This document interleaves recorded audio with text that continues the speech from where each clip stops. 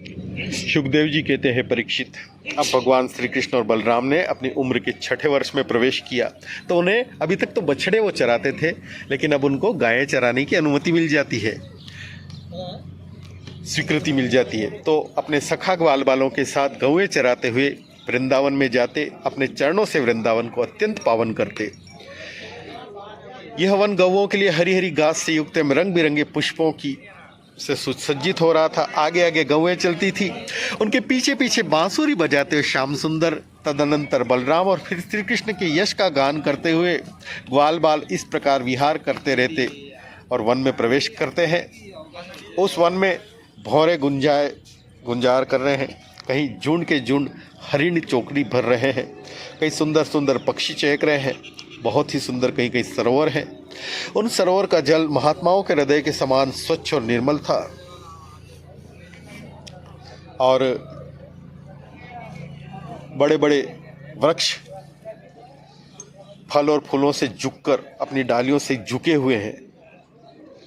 तो भगवान कृष्ण बलराम जी से विनोद करते हुए कहते हैं, देव शिरोमणि भ्राताश्री, देखिए तो सही, ये वृक्ष भी अपनी डालियों से सुंदर पुष्प और फलों की सामग्री लेकर आपके चरण कमलों में झुक रहे हैं, आपको नमस्कार कर रहे हैं। सुखदेव जी कहते हैं, परीक्षित, इस प्रकार परम सुंदर वृंदावन को देखकर भगवान श्री कृष्ण बहुत ही आनंदित होते हैं। वे अपने सखा ग्वाल बालों के साथ गोवर्धन की तराई में यमुना के तट पर गौओं को चराते हुए अनेक प्रकार की लीलाएं करते हैं। कभी कभी श्री कृष्ण कूजते हुए राजहंसों के साथ स्वयं ही कूजने लगते, कभी कभी नाचते हुए मोरों के साथ ठुमुक ठुमुक कर नाचने लगते हैं, कभी मेघ के समान गंभीर वाणी से दूर गए पशुओं को उनका नाम ले लेकर बड़े प्रेम से पुकारते हैं, और कभी बलराम जी खेलते खेलते थक कर किसी ग्वाल बाल की गोद में तकिए की तरह सिर रखकर लेट जाते। तब श्री कृष्ण उनके पैर दबाने लगते, पंखा जलने लगते, इस प्रकार अपने बड़े भाई की थकावट दूर करते।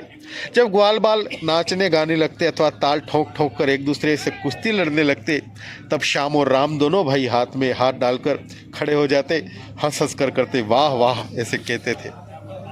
बड़ी सुंदर लीलाएं हैं भगवान की। और बलराम जी और श्री कृष्ण के सखाओं में एक प्रधान गोप थे, उनका नाम थे श्रीदामा, उनका नाम था श्रीदामा। एक दिन उन्होंने तथा सुबल और स्तोत्र कृष्ण, छोटे कृष्ण जो थे, सबने मिलकर कृष्ण और बलराम से एक बात कहते हैं कि ये वन बड़ा सुंदर है, यहाँ थोड़े ही दूर बहुत से ताड़ के वृक्ष हैं जिनसे फल पक पक कर गिरते रहते हैं, किंतु वहाँ धेनुक नाम का एक दैत्य रहता है, वो फल खाने नहीं देता, रोक लगाता है। लोग डरते हैं, उधर जाते भी नहीं हैं। अपने सखाओं की ग्वाल बालों की बात सुनकर श्री कृष्ण और बलराम जी हंसने लगते हैं, फिर सब को साथ लेकर उस तालवन में जाते हैं और बलराम अपने बाहुबल से ताल के पेड़ को पकड़कर हिलाते, बहुत से फल गिरते हैं। जब फल के गिरने का वो शब्द होता है तो वहाँ पे गधे के रूप में रहने वाला धेनुकासुर जो है वो दौड़ कर आता है, बड़ा बलवान है, और बलराम जी के सामने आकर अपनी दुलत्ती उनकी छाती में मार देता है। फिर वो ऐसा करके दूर हट जाता है। फिर ताल के वृक्ष को पकड़कर जोर से हिलाते हैं तो फल गिरते हैं बहुत सारे।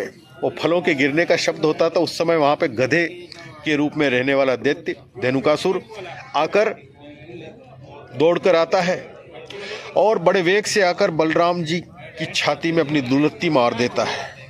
बलराम जी अपने दोनों हाथों से उसकी पूंछ और पैर पकड़कर घुमाते आकाश में और उस ताड़ के पेड़ पर दे मारते हैं।